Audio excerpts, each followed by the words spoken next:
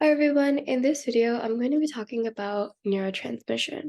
Okay, so first, let's talk about what neurotransmission is, right? So neurotransmission is the process where electrical currents get converted into chemicals and then back into electric currents again. So first, let's recap a little bit, right? We know that how neurons communicate with each other are with electrical currents, right? So if the sum of all the electrical currents that a neuron receives is greater than a threshold or a certain value, then an electrical current is generated, which goes through the neurons and starts to communicate, right? But the issue here is that in the synapse, what's really important to notice is that actually there's little gap. It's not fully connected to each other, because if it was electric, there would have to be a tunnel here, which there isn't, right? There's a gap. So how does the electric current get transmitted, right? That's through the phenomenon of neurotransmission, right? So first, your whole process starts out at the axon terminal, right? Axon terminal. So basically where that is say this is your neuron cell body. These are your dendrites. Please excuse my terrible drawing. That looks like hair on Diary of a Wimpy Kid. But you get the point, right? So, and then this is your nucleus. This is your axon, right? Remember, this is your axon, not your axon terminal. Your myelin sheaths. And then this is your axon terminals. These little dot-like structures here are your axon terminals. Basically, what the axon terminals do is they take electrical currents and convert them into chemical signals. So these chemicals are called neurotransmitters. See, they're called neurotransmitters. So these neurotransmitters are packaged in vesicles, right? I'm going to abbreviate it as NT, standing for neurotransmitters, are packaged in something called vesicles.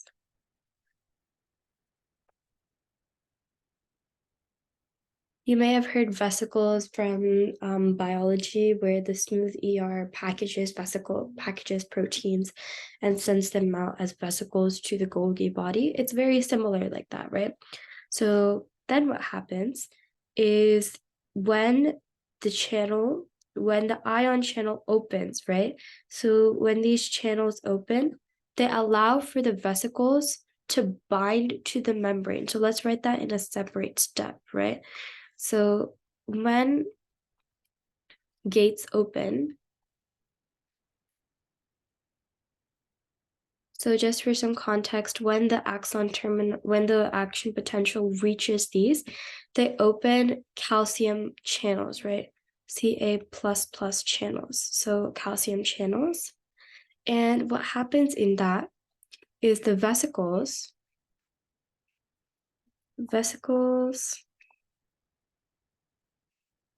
bind to the membrane.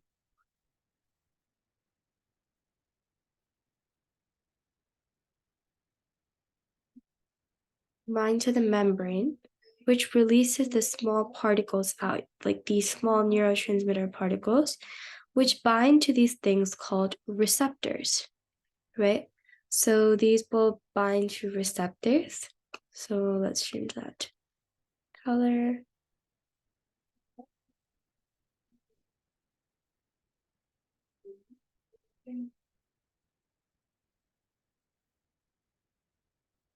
After it binds to receptors, so these are actually, I'm pretty sure, sodium channels.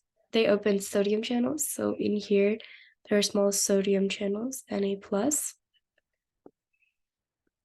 which allow for the neurotransmitters to open electrical currents, right? So the sodium opens electrical currents.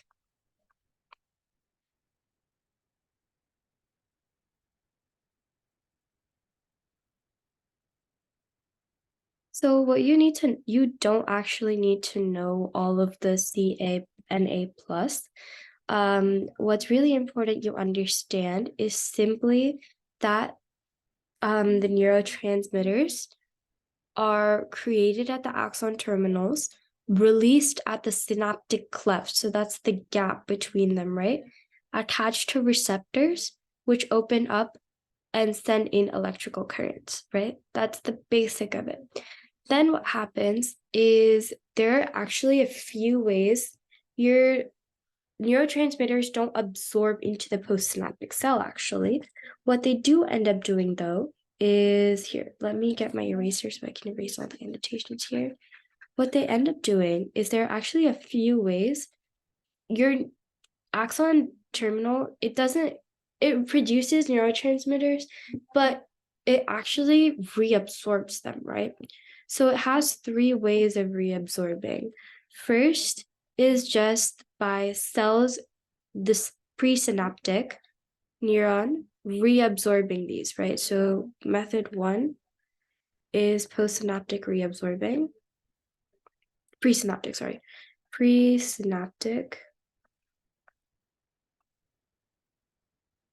reabsorbs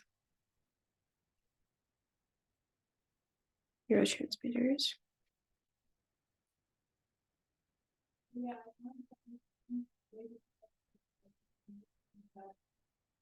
So basically what happens is these are sucked back into the presynaptic neuron. Or what you could have are glial housekeeping, right? So your glial cells called transporters. So we went over glial cells, remember? So glial cells, which are also, I'm going to change this to red because it's really important. They're the supporting cells.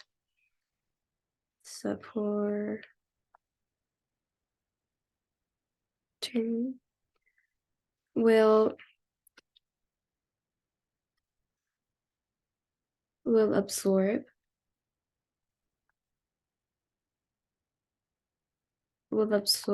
the neurotransmitters and give them back to the presynaptic.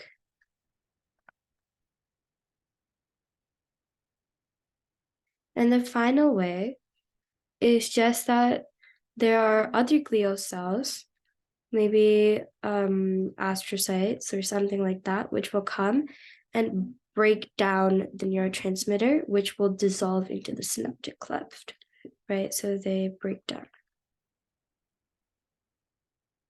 And so let's just think about what happens if these steps didn't take place in the synaptic cleft, right? What if the neurotransmitter just stayed in the synaptic cleft?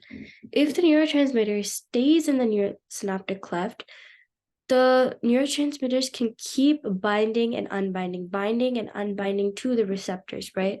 So what that would mean is that there would never be an inactivation, or the neuron would never stop activating. So let's think about this in terms of depression, right? So depression, what happens in depression actually is that there's not enough neurotransmitter of serotonin, right? So scientists have taken advantage of this. So let's change it to SSRIs, right? So let's talk about SSRIs for a second. SSRI. So what this stands for is serotonin not serotonin, not yet. It's selective serotonin, which is a neurotransmitter, reuptake inhibitors.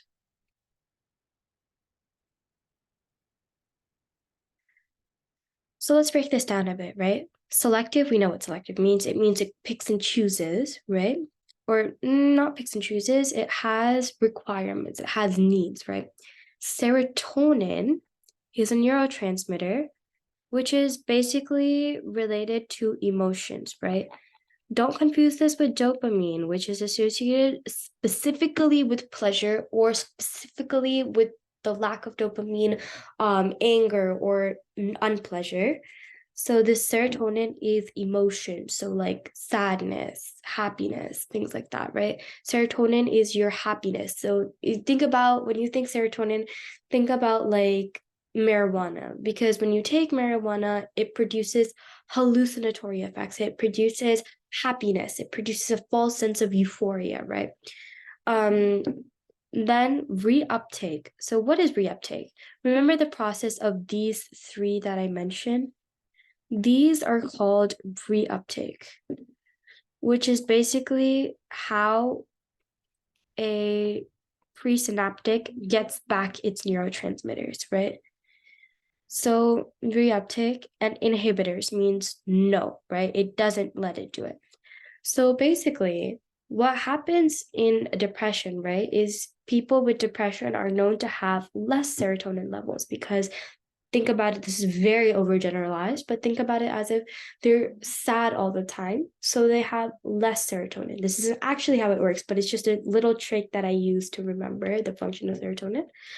So what it does is it actually doesn't, what SSRIs do is they make sure that not every single bit of serotonin is reabsorbed, right? What it does is it makes sure that a little bit of neurotransmitters, say like one or two or a few molecules, are left in the synapse. That way, what happens is you feel a little bit more happier, you feel a little bit better because you're not completely depriving the synapse of serotonin, right?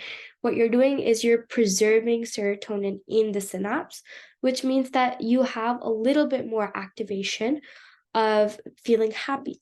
So that's why serotonin SSRIs are so effective, right? They keep a little bit of serotonin in to make you feel a little bit more happy all of the time.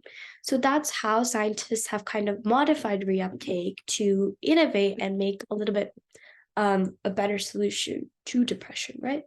That being said, this is not like a tried and true, it works for every single person. It's SSRIs are used as a major way to treat depression, but they're not the only way, and they're not like the most effective way. These are medications, right? They're usually assigned when the physician thinks they need it, but still, it's a pretty cool way, and it's a pretty interesting way of how neurology and neuroscience, neurochemistry can play a role in psychology, something we don't really associate, right? We think neurology, neuroscience is hardcore math or hardcore science, whereas psychology is something that's a little bit more, oh wow, it's a little bit more fluid. This medication shows that you can combine them together and how neuroscience can be a tool in explaining psychology.